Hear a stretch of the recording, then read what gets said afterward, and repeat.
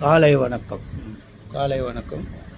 இந்த ஜட்ஜ்மெண்ட்டு நான் உங்கள் கூட எதுக்கு பகிர்ந்துக்கிறேன்னா, இதில் ஒரு டாக்ட்ரின்னு சொல்லியிருக்காங்க. ஸோ அதனால் அந்த டாக்ட்ரினை நீங்கள் தெரிஞ்சுக்கணுன்றதுக்காக இதை சொல்கிறேன். இது வந்து வெட்னஸ்பரி அன்ரீசனபிள்னஸ் ஆர் ப்ரொபோஷ்னாலிட்டி அந்த டாக்ட்ரினை அப்ளை பண்ணி இந்த தீர்ப்பு கொடுத்துருக்காங்க. AR 2025 supreme court 1318. AR 2025 supreme court 1318 state of Assam versus Aravinda Rabha. இந்த கேஸில் என்ன 2016 மே மாதம் வந்து செலெக்ஷன் ப்ராசஸ் வச்சு பிசிசிஎஃப் கான்ஸ்டபிள்ஸ் வந்து செலக்ட் பண்ணுறாங்க. சென்ட்ரல் செலெக்ஷன் கமிட்டி வந்து ஸ்டேட் கவர்மெண்ட்டுக்கு அவங்க வந்து 104 பேர் செலக்ட் பண்ணிடுறாங்க. செலக்ட் பண்ணிட்ட பிறகு கவர்மெண்ட்டு மாறிடுச்சு. கவர்மெண்ட்டு மாறினவுடனே அந்த அந்த பிசிசிஎஃப்போட ஹெட்டு என்ன பண்ணுறாரு, இதில் நிறைய செலெக்ஷன் ப்ராசஸ் நிறைய தவறுகள் இருக்குது, ரிசர்வேஷன் கோட்டா முறையாக செலுத்தப்படவில்லை, அப்ளிகேஷன் இன்விடேஷனில் ரிசர்வேஷனை பர்டிகுலர்ஸ் இல்லை, உச்சநீதிமன்றத்தினுடைய கைட்லைன்ஸ் ஃபாலோ பண்ணலைன்னு சொல்லி ஒரு ரெக்கமெண்டேஷன் கொடுக்குறாரு. அதை அக்செப்ட் பண்ணி ஸ்டேட் ஆஃப் அஸ்ஸாம் வந்து இந்த செலெக்ஷன் ப்ராசஸை கேன்சல் பண்ணிடுது. ஸோ அதை சேலஞ்சு பண்ணி உயர்நீதிமன்றம் சிங்கிள் பெஞ்சுக்கு போகிறாங்க. சிங்கிள் பெஞ்ச் என்ன சொல்லுதுன்னா, ஸோ இந்த செலெக்ஷன் ப்ராசஸ் மொத்தமாக கேன்சல் பண்ணாமல் இவங்க வந்து இந்த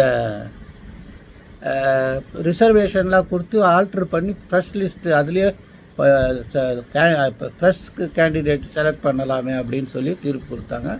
அது டிவிஷன் பெஞ்சில் போச்சு. டிவிஷன் பெஞ்சிலையும் அந்த தீர்ப்பு வந்து உறுதி செய்யப்படும். உச்சநீதிமன்றம் என்ன சொல்லுதுன்னா, இந்த வெட்னஸ்பரி அன்ரீசனபிள்னஸ் ப்ரொபோஷ்னாலிட்டி வெளிப்படையாக தெளிவு என்ன சொல்கிறது, இந்த காரணங்கள் இல்லாத சூழ்நிலையில் தான் இந்த மாதிரி ஒரு உத்தரவு பிறப்பிச்சிருக்கலாமே தவிர இது உத்தரவு சரியான உத்தரவு. ஏன்னா வெளிப்படையாகவே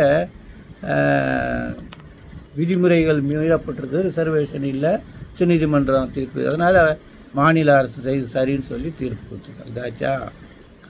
இன்னொன்று என்னென்ன நண்பர்கள் பார்க்குற நண்பர்களுக்கு சொல்கிறேன், இந்த நிறைய கண்டக்டருங்களுக்கு வந்து ஒரு 18 கண்டக்டருங்களுக்கு அரசாங்கம் வந்து அந்த உயரம், அந்த கண்டக்டருடைய உயரம் கம்மியாக குறைச்சி அவங்கள செலக்ட் பண்ணி கொடுத்துருக்காங்க. மகிழ்ச்சியான விஷயந்தான்.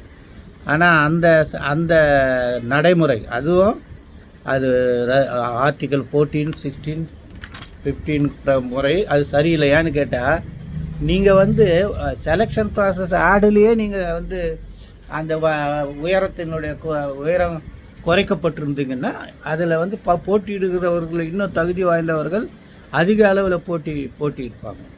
நீங்கள் அந்த வாய்ப்பு கொடுக்காம இப்போ செலக்டிவாக அந்த 13 பேரை செலக்ட் பண்ணியிருக்கீங்க.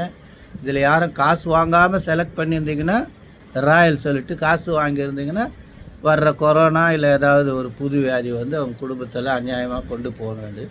இதில் யாருக்காவது ரிட்டு போடணுன்னா போடுங்க. ஆனால் இது நியாயம் இல்லைன்றது தான் எனக்கு தெரிஞ்சு. நீங்கள் வந்து இப்போ செலக்ட் பண்ணிட்ட பிறகு நான் வயசை குறைக்கிறேன்றது அது சுப்ரீம் கோர்ட்டில் பல தீர்ப்புகள் இருக்குது. அது முடிட்டோம். இப்போ இந்த பஹல்காம் நிகழ்வை பற்றி சில தலைவர்கள் காட்டு மிராண்டித்தனமான கருத்துக்களை தெரிவிக்கிறாங்க. என்னன்னு கேட்டால், இந்த மத்திய அரசாங்கம் செயல்பாடுகளுடைய விளைவுதான் அப்படின்னா அந்த தீவிரவாதிகளுடைய அந்த செயலை வந்து இவர் நியாயப்படுத்துகிறாரு. அப்போ இவரும் தேச தீவிரவாத செயல்களில் வந்து ஈடுபடுற மற்றவங்கள சொல்கிற. இப்போ ஒரு உதாரணத்துக்கு இந்த கீழ்வெண்மணியில் ஒரு 44 பேரை உயிரோடு வச்சு சாவடித்தாங்க. அப்போ யாராவது வந்து நீங்கள் பண்ண அக்கிரமத்தினால தான் இந்த மாதிரி அவங்க வந்து சாவடித்தாங்க அந்த இன்னும் மற்றொரு சமூகத்தினர்னு சொல்கிறது எந்த அளவுக்கு கேவலமானதோ அதை விட இது கேவலமானது. ஒரு இந்தியாவில் அந்நிய நாட்டு சக்திகள் நுழைஞ்சி இது பண்ணியிருக்காங்க. இதுக்கு வந்து நீங்கள் இப்படி ஒரு கருத்து இருக்குது. நீங்கள் சொல்லுங்கள், மத்திய அரசினுடைய கவனக்குறைவு, அவங்களுடைய விழிப்புணர்வு தன்மை இல்லாத நிலையால் இந்த ஊடுருவல் நடந்து தாக்குதல் நடத்தப்பட்டது, அதனால் நீங்கள் ராஜினாமா செய்யுங்கன்னு சொல்கிற கருத்து கரெக்டாக இருக்குது. ஆனால் இப்படி அவர்களுடைய செயலை நியாயப்படுத்துவது வந்து தேச துரோகம். ஐஎன்ஏ தான் அதை பற்றி விசாரிக்கணும். இவருக்கு பின்னாடி என்ன பின்னணியில் இந்த ரெண்டு பேர் கருத்து சொல்லியிருக்காங்க. மற்றவங்களாம் இப்போ அதுக்கப்புறம் இன்னும் 4-5 நாய் ஒரு கத்தம், அது ஒரு பக்கம் இருக்கட்டும். இப்போ என்னென்னா, இது ஏன் வந்து அரசாங்கம் வந்து இது மாதிரி நடக்கும்னு எதிர்பார்க்கலன்னா, இந்த காஷ்மீர், ஜம்மு காஷ்மீர், அப்புறம் இந்த பஹல்காமு, அனந்த்நாக், பிஜோரி இந்த மாதிரி இடங்களில் வந்து இந்த ஏப்ரல் மாதத்துல இருந்து ஆகஸ்ட் வரைக்கும் தான் இப்போ சுற்றுலா பயணிகளுடைய வருகை அதிகமாக இருக்கும். பர்டிகுலர்லி பஹல்காம் வந்து சூப்பர் பிளேஸு, பள்ளத்தாக்கு அது. அதில் வந்து அவங்க லோக்கல் ரெசிடென்ட்ஸ் வந்து நிறைய சம்பாதிப்பாங்க. அவங்க அந்த காலகட்டத்தில் சம்பாரித்து தான் வருஷம் பூரா வச்சுக்குவாங்க. அந்த காலகட்டத்தில் அவர்கள் பெண்களும் குழந்தைங்களும் வெளியே ஃப்ரீயாக நடமாடுவாங்க. நான் நேரடியாகவே பஹல்காமில் ஒரு நாள் இரவு தங்கியிருக்கேன், ஒரு நாள் முழுக்க. அப்போது ஒருத்தர் வீடு அந்த போனி, இந்த குதிரைக்கும் கழுதைக்கும் நடுவில் ஒரு ஒரு ஒரு குதிரை மாதிரி ஒன்று இருக்கும். அதில் உட்காந்து ட்ராவல் பண்ணுவோம். அது ஓட்டுநர் அவர் தமிழ் பேசுனால அவர் வீட்டுக்கு போய் அவர் ஏதோ டிஃபன் கொடுத்தாரு, சாப்பிட்ருக்கேன். அதனால் இது எதிர்பார்க்கலாம். இப்படி அவங்க வந்து அவங்க பொழப்பில் மண் போட்டு இவங்களுடைய அந்த தீவிரவாதத்தை காட்டுவாங்கன்னு அவங்க கண்களையே அவங்க கெடுத்துக்கிட்டாங்க.